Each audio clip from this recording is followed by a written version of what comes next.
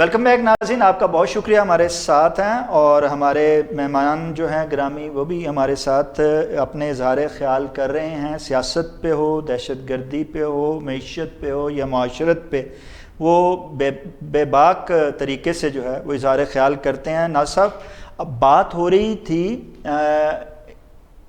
انتقامی سیاست کی، بات ہو رہی تھی کہ تنقید کی۔ ہم دراصل تنقید تو کرتے ہیں، لیکن ہم کسی پہ بھی، ہماری ایک سیاسی قیادت نے جو ہے ہمارے رویوں میں ایک چیز کو بڑی شدت کے ساتھ جو ہے وہ گھسیڑ دیا، وہ یہ ہے کہ ہم صرف انگلی اٹھاتے ہیں، ہم اس کا حل نہیں بتاتے ہیں اور اپنی طرف نہیں دیکھتے ہیں کہ ہمارا اس میں عمل کیا ہے۔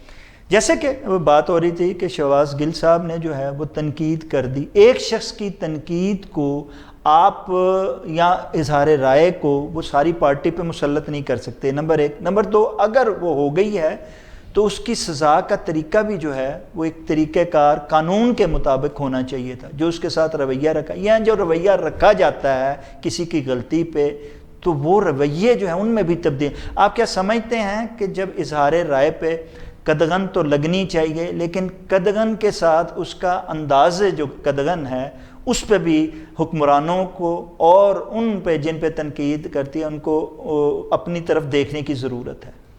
مجھے نا یاد آ رہا ہے عطا اللہ قاسمی صاحب کا ایک کالم ضیاء الحق کے دور میں، انہوں نے لکھا جب پابندی تھی، پتہ ہے نا آپ کو، ڈکٹیٹرشپ تھی جی، سیاسی ہو یا عامر ہو، ہم تو ویسے بدنام کرتے ہیں عامروں کو، انہوں نے اب دیکھیں کتنی قدغن۔ انہوں نے نا، چونکہ وہ زیادہ ان کا مزاح ہے نا سارا، وہ جو لکھتے ہیں مزاح میں بھی وہ اچھی جو ہے اچھی بڑی تنقید زبردست کر جاتے ہیں طنز۔ تو انہوں نے لکھا تھا براہ راست ضیاء الحق مرحوم کو کہ جناب، مطلب یہ آپ بھی جانتے ہیں، آپ ایک در بند کریں گے تو 100 در کھل جائیں گے۔ بالکل ٹھیک ہے، کس کس کا منہ بند کیا جائے گا، کس کس کو روکا جائے گا؟ منہ کیا، آپ ہم ڈائریکٹ نہیں کریں گے، انڈائریکٹ کریں گے ہم، یعنی کہنے کے بہت سے سوشل میڈیا کو تو روکا ہی نہیں جائے، نہیں، کہنے کے بہت سے انداز ہیں، تنقید ہی کرنی ہے نا تو اس کے بہت سارے طریقے ہیں۔ آپ یہ دیکھتے نہیں جو پروگرام ہوتے ہیں ٹی وی چینلوں پہ چلتے ہیں، مزاحیہ پروگرام، وہ کتنا بڑی تنقید کر جاتے ہیں، ہنستے کھیلتے مسکراتے، تو وہ خود جو وہاں بیٹھا ہوتا ہے کوئی سیاستدان، وہ مزے لے رہا ہوتا ہے، وہ محسوس بھی نہیں کر رہا ہوتا، اتنی بڑی بات کر جاتے ہیں۔ اس لیے یہ تو کوئی بات نہیں ہے کہ یہ میں سمجھتا ہوں کہ یہ بالکل غلط بات ہے کہ آپ کہیں جی یہ ہم پہ تنقید تو تنقید برائے، ہاں یہ آپ کہہ سکتے ہیں، تنقید برائے تنقید نہیں، تنقید برائے اصلاح۔ اچھا، یہ بات ہو رہی ہے مرزا صاحب تنقید برائے اصلاح کی۔ اچھا، جب اصلاح کی بات ہوتی ہے تو یہ سارے جتنے پہ بھی تنقید ہو، سیاسی ہو، غیر سیاسی ہو، ریاستی ہو، جب تنقید ہوتی ہے تو بجائے اس کے کہ آپ اس کی مثبت پہلو کو دیکھتے ہوئے اپنے میں اس میں تبدیلی لائیں، بجائے اس کے وہ اس پہ جو ہے منفی رد عمل دینا شروع کر دیتے ہیں، پکڑ دکڑ ہوتی ہے، قدغن لگائی جاتی ہے۔ کیا آپ سمجھتے نہیں ہیں کہ جیسے اس وقت بحرانی کیفیت ہے ملک کی، ایک طرف سیاسی بحران ہے، دوسرا معاشی بحران ہے، تیسرا معاشرتی بحران بھی جو ہے اس کے ساتھ شامل ہو گیا، اتنے بحرانوں میں کیسے یہ سوچ آ رہی ہے انتقامی سیاست کی، بیانیے کی، اور عوام کو جو ہے وہ بالکل نظر انداز کرنے کی؟ ایک تو پہلے میں یہ آپ کی یہ تھوڑا سا اصلاح کر دوں یا میں اپنی اصلاح کر لوں، تنقید اور نکتہ چینی میں فرق ہوتا ہے۔ ٹھیک ہے، تنقید برائے اصلاح ہی ہوتی ہے، ٹھیک ہے، اور دشمن جو ہوتا ہے نا آپ کا مخالف، وہ آپ کا بہترین ناقد ہوتا ہے، وہ آپ کی غلطیوں کی نشاندہی کرتا ہے۔ اگر آپ سمجھدار ہیں تو اس کی وہ جو نشاندہی کرتا ہے نا آپ کی غلطی کو، آپ کی غلطی کو سدھارو گے، آپ ایک بہترین شخصیت بن جاؤ گے، ایک بہترین پارٹی بن جاؤ گے، ایک بہترین ادارہ بن جاؤ گے۔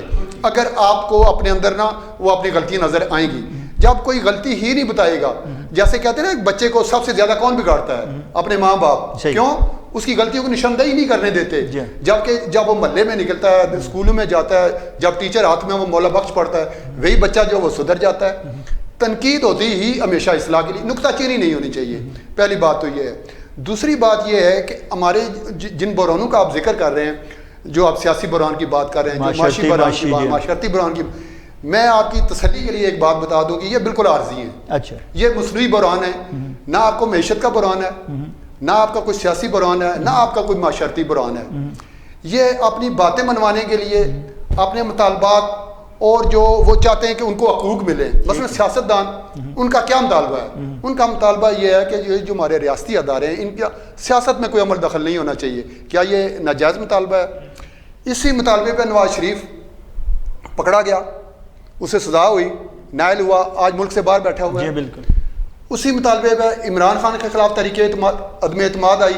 آج وہ کبھی وہ سازش کا بیانیہ کرتا ہے، کبھی کیا، لیکن حقیقت اس کو بھی پتا ہے کہ میں کیوں باہر ہوا ہوں اور کن قوتوں نے باہر کیا ہے. میری ان قوتوں سے ریکویسٹ یہ ہے کہ انہیں اپنی جو ان کی ڈومین ہے، جو آئینی اور قانونی طور پر ان کی ایک حدود متعین ہے، اس حدود میں وہ چلے جائیں.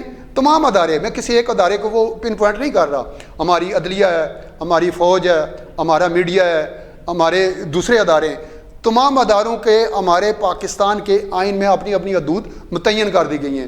آج یہ اپنی اپنی حدود میں رہ کر کام کرنا شروع کر دیں. نہ آپ کو کوئی سیاسی بحران نظر آئے گا، نہ آپ کو کوئی معاشی بحران نظر آئے گا، اور نہ ہی آپ کو کوئی معاشرتی بحران نظر آئے گا. صاحب باقی ان کی مرزا صاحب کی یہ بات جو ہے، اس میں واقعی کچھ آپ سمجھتے ہیں کہ حقیقت ہے کہ یہ معاشی، معاشرتی اور سیاسی جو بحران ہیں یہ ان کے اپنے پیدا کردہ ہیں، اور یہ صرف اور صرف اپنے مفادات کے حصول کے لیے جو ہیں ان کو 75 سال سے عوام سن رہے ہیں. جو حکومت آتی ہے یا جو بھی صاحب اقتدار آتا ہے وہ کہتا ہے کہ بحران، اور جب جاتا ہے تو وہ کہتا ہے کوئی بحران نہیں ہے. اور ہر آنے والا جو نیا ہے وہ ایک سے ایک بحران جو ہے وہ عوام کے سامنے لا کھڑا کرتا ہے. عوام جو ہے وہ مہنگائی، بے روزگاری اور سیلاب میں مر رہے ہیں، اور اب دہشت گردی میں ان کی جو ہے وہ جان جائے گی. کیا آپ سمجھتے ہیں کہ ان بحرانوں اور ان مصنوعی بحرانوں سے عوام کو آئندہ کوئی نجات ملنے کا آپ کو نظر آتا ہے؟ ٹھیک کہہ رہے ہیں، بحران تو ہے لیکن مصنوعی ہے. یہ بات ہے. بحران، مصنوعی بحرانوں سے اصل تو حل بتانا آپ نے یہ ہے نا کہ جان کیسے چھوٹے گی عوام کی. جان اسی لیے اس طرح ہی چھوٹے گی کہ جب تک، وہی بات ہے کہ جب تک یہ ہماری سیاست، وہ بات جو انہوں نے کی ہے نا، آئین اور قانون کے حدود میں رہنے کی، حدود میں رہ کے سب اپنے اپنے جو ادارے ہیں کام کریں. لیکن اس وقت جو ہے، اس وقت جو صورتحال ہے، اس میں سب کو مل جل کر دیکھنا ہوگا، کام کرنا ہوگا. یہ ایک پارٹی کا، ایک ادارے کا یا ایک قیادت کا مسئلہ نہیں ہے. اب وہ بحران، وہ ٹھیک ہے، میں مانتا ہوں مصنوعی تو ہے نا، بحران ہے تو صحیح ہے نا. میں ایک چھوٹی سی مثال آپ کو دیتا ہوں. بچہ جب روتا ہے نا، ماں اس کے سامنے کھانا رکھتی ہے، اس کو دودھ دیتی ہے، وہ چپ ہو جاتا ہے. کوئی بحران ہوتا ہے نا، اگر آپ اس کے سامنے دودھ نہیں رکھو گے، اس کو فیڈر نہیں دو گے، اس کو وہ کھانا مانگ رہا ہے، اس کو بھوک لگی، آپ نو دے، وہ یہ بحران بڑھتا جائے گا. ماں کو پتا ہے کہ بچہ رو کیوں رہا ہے، اس کے سامنے دودھ رکھتی ہے، کھانا رکھتی ہے، وہ کھاتا ہے، بحران ختم ہو جاتا ہے. عمران خان نے 2014 میں 126 دن دھرنا دیا. مطالبہ کیا تھا اس کا کہ یہ دھاندلی ہوئی ہے، یہ چار حلقے کھول دیے. صرف 4 حلقے اب الیکشن کی بات کر رہا ہے وہ کہ جی آپ صرف جنرل الیکشن کروا دیں. یہ جو بحران اب سیاسی ہے، یہ میں 2014 کی بات کر رہا ہوں. اب میں نے کہا 2018 دیکھ لیں. 2018 میں الیکشن ہوئے، نون لیگ کا یہی مطالبہ رہا ہے کہ یہ جو سلیکشن ہوئی ہے، الیکشن نہیں ہوئے، یہ وہ مطالبہ حل ہوا.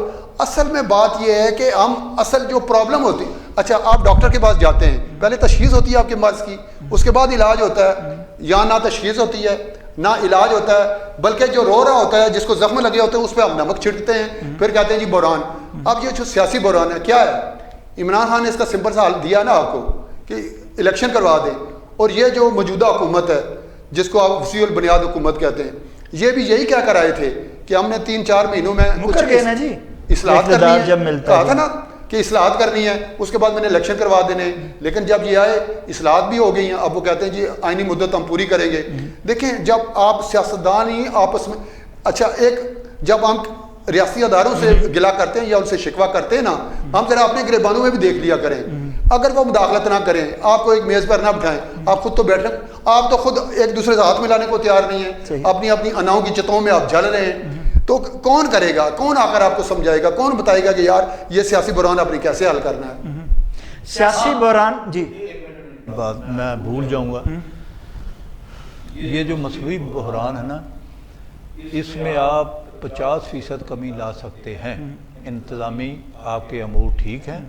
تو میں مثال دیا کرتا ہوں کہ اگر ایک علاقے کا تھانے دار جو ہے نا، تھانے دار کی میں بات کر رہا ہوں، میں آئی جی کی بات نہیں کر رہا، ایک تھانے دار چاہے اپنی حدود کے اندر نہ مہنگائی ہو سکتی ہے، نہ قبضہ گیری ہو سکتی ہے، نہ ملشیات فروشی ہو سکتی ہے، کوئی بھی جرم جو ہے ایک تھانے دار جو ہے وہ اپنے علاقے کی حدود میں جو ہوتے ہیں نا ایسے لوگ، انہیں کہہ دے کہ یہ جرم نہیں ہوگا تو نہیں ہوگا، مہنگائی جو مصنوعی کرتے ہیں یہ نہیں ہوگی۔ اس لیے ہمارا فوکس جو ہے یہ انتظامی امور پہ ہونا چاہیے۔ ناصر عوان صاحب اور عدیل مرزا صاحب کا کہنا ہے کہ یہ مصنوعی بحران جو ہیں وہ پیدا کردہ ہے، یہ مصنوعی بحران جو ہیں وہ ایک لمحے میں ختم ہو سکتے ہیں۔ ادارے جتنے بھی ہیں وہ سارے اپنے حدود میں چلی جائیں اور اپنے حدود میں رہیں تو یہ کوئی بحران جو ہے وہ بحران نہیں رہے گا۔ اس بحران کو ختم کرنے کا ایک ہی طریقہ ہے اور وہ یہ ہے کہ مل بیٹھا جائے، قومی مفاد کے ذاتی مفاد کو جو ہے قومی مفاد پر ترجیح نہ دی جائے اور مل بیٹھ کر جو ہے سارے مسائل کا حل تلاش کر لیا جائے۔ جب تک یہ مل نہیں بیٹھیں گے، جب تک ان میں احساس ذمہ داری نہیں جاگے گا، جب تک عوام کا اور ملک کا واقعی احساس نہیں ہوگا، آپ کہیں کہ کوئی بھی سمت جو ہے وہ درست ہو جائے گی تو وہ ممکن نہیں ہے۔ ناظرین، اس کے ساتھ ہی پروگرام کا وقت ختم ہوا چاہتا ہے۔ اپنے میزبان شاہد ندیم احمد کو اجازت دیجیے۔ اپنی مثبت آراء سے ہمیں ضرور آگاہ کرتے رہا کریں۔ آپ کا اور ہمارا اللہ نگہبان۔